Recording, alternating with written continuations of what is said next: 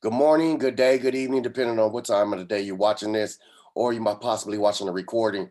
I'm TRAVON Smith with the real estate experience right here, man. It's something we like to highlight realtors and people in the real estate profession in our 15 minutes of sunshine. And as you see today, we got the one and only Christina. How you doing today? Hi, good morning. I'm doing good. How are you? Happy Monday, blessings. You know what I'm saying? I seen you on the text, Monday's one of your days. So I like that too, because I look forward to Mondays as well. Yes, I do. Monday is officially one of my favorite days, just because it gives you that opportunity to start fresh and make your goals for the week. So it definitely is one of my favorites. Yes, ma'am. That's the same way I look at it, same perspective. I don't want to waste your time. I want to get it right into it. So tell us a little bit about yourself and how you got involved in real estate. Okay, so essentially, I will start off by saying I am Trinidadian.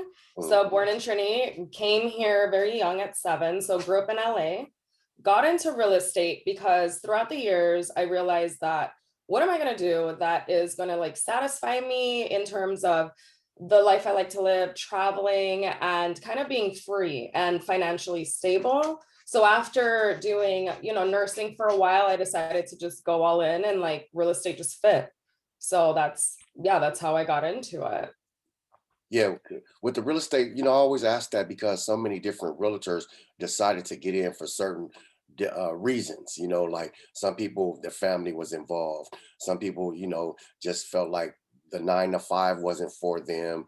And then some people just we all learn one way or another. Real estate is a way to become financially free. So, Right.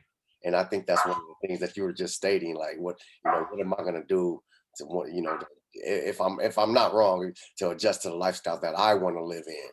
So Right, 100%. Yeah, it just adjusts to the lifestyle that I want to live. So it was like, I want to invest in as much properties as I can so I can retire early and then pass down to my daughters because I have two of them. okay. So yeah, it fits me. Yeah. Now, there's a couple questions we want to talk about, but me just jumping in there right there. Do you have a goal of like how many properties per year or something like? Because I have a couple mentors, and I know this is unrealistic for me. Well, I don't want to say that because that's not the way you're supposed to think. They're like, Right. I need to get like 5 properties a year, and I'm like, man, I wish I can get to that part of my life. I'm trying to get another property by November, December. So something about you, because if I'm reading your aura and the things that I know about you, that you're into like writing down your goals. Is that something that you have written down as far as properties that you want to get or down the line, or do you have a goal set per year or anything like that? Yeah, actually, in terms of goal set, in terms of properties, not so much. I am very like goal oriented and Mm, I'm a planner. Like even at night, I plan my day before, my week in advance. That just keeps me focused. But in terms of property, I think that what I've learned is anything that just is a smart move to make that on my end. So in terms of like how many properties I would purchase, not quite sure, but I know that I do want to have, assets where it's like I can pass down. So whether it being shopping centers for sure, want mm. to purchase that, Airbnbs, want to do those, condos, rentals, so it's in terms of how many, not too sure. I know as the time goes on, I'll see what fits. But yeah, just something just to pass down for generational wealth. That's just important to me. Okay. Yeah, I was just asking. That was something off, but I was just asking because somebody asked me one of those questions. I was like, you know what? I never thought about that either. So now, Hmm. now I'm starting to, get into my lifestyle where I'm thinking about things like that. So Right. I just got a chance to meet you. Beautiful personality, Thank you. very charismatic and extroverted to a certain degree. Mhm. But as real estate agents, we have to be. My thing is, I want to ask you, what are some things that agents like from brokers? Like, what are some expectations that? Because I've only been with one broker. So, what are some expectations that an agent might have from a brokerage or would like during these times with all this social media and things like that? Right.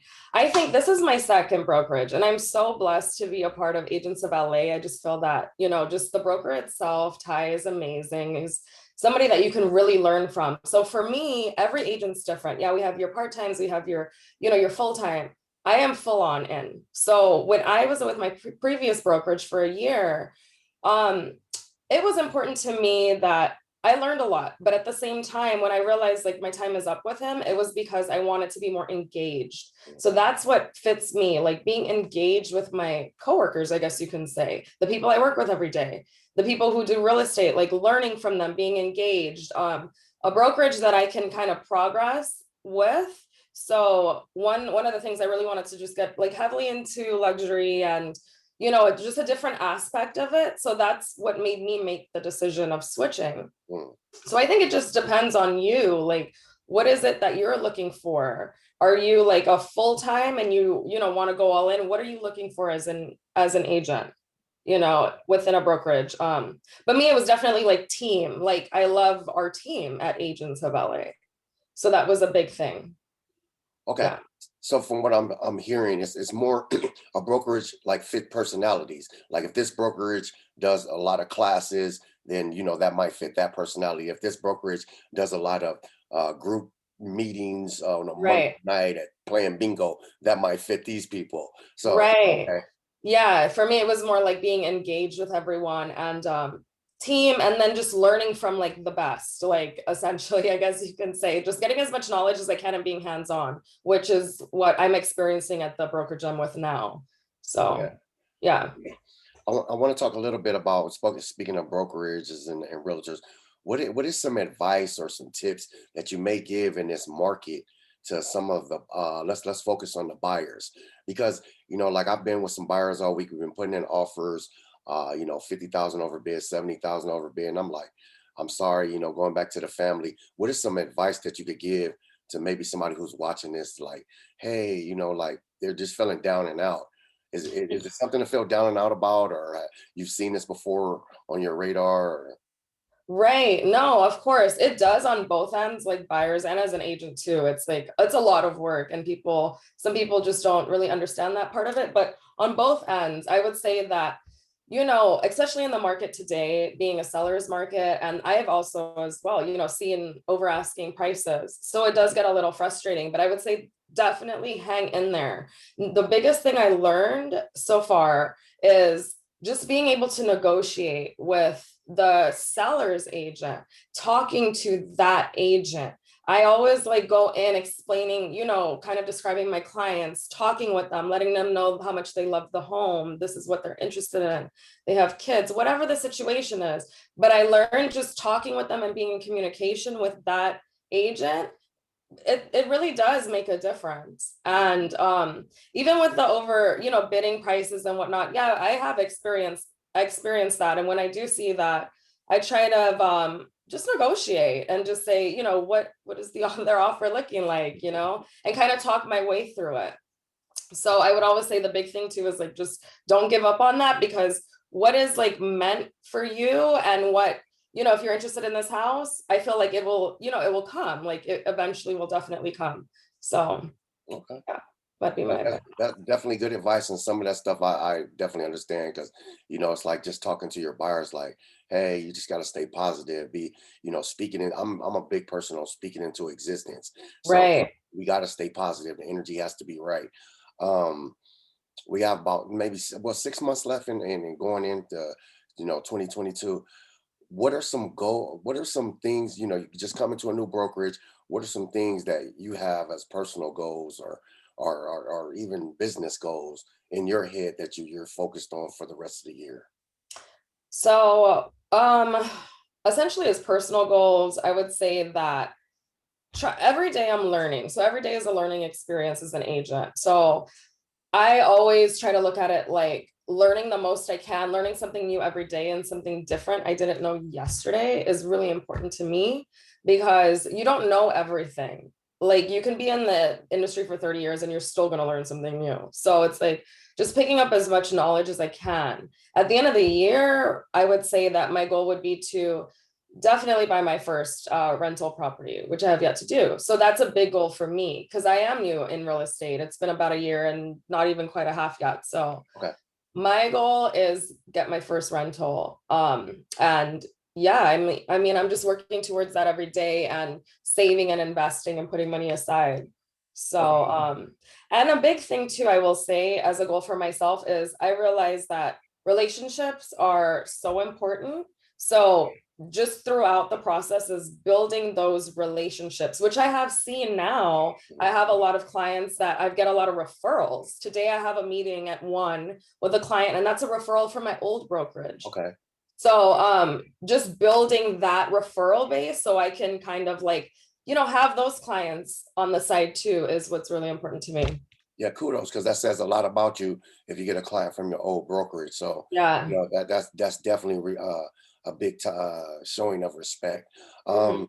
We got a couple minutes left. I want to ask, what areas do you work in? How can somebody contact you if they're looking for an agent in that area? Things like that. So I guess you can say since our office is in Calabasas, I've been doing a lot of valleys. Okay. But of course, as well, I live in Ladera, Inglewood area, which I know so well because this is my neck of the woods. I grew up here. In terms of contacting me too, I do have a website. So it's pegusrealtor.com. And that has like all my contact information. Okay. You can reach me on there. That's perfect. So it's Pegus, Pegus, realtor.com. Reach Yep. out to her if you're in the LA area, or if you're in the Valley area, it doesn't matter. Reach out to her and see if she's willing to work with you. She's somebody that I trust, somebody who's a grinder. She's showing has an unlimited ceiling. So definitely it's a pleasure. We have a couple minutes. I'm not gonna let you out of here yet. I Okay. want to know some things that you've brought from real estate that's altered and changed your personal life. Like some things that like real estate, because real estate's taught me a lot, and it's helped Yeah. me maneuver into my personal life. What are some things that real estate has taught you in your personal life? I would say that communication, Mm. listening. I'm like I've been a good listener, but it takes you to a whole another level of really listening to the person, listening to what they have to say. Don't reply immediately, which I feel like I used to have a tendency to doing, like kind of like not necessarily cutting you off, but just being like, yeah, yeah, yeah. But now it's like I really listen. So I Okay. listen to everything they have to say, and then I, will speak my part. So it has taught me that. It's taught me patience, which is a big thing because it is, as an agent, you can be working for months and then, you get your check. So it's patience, communication, and just being able to have people to trust you, which is so important as an agent because they have to trust you.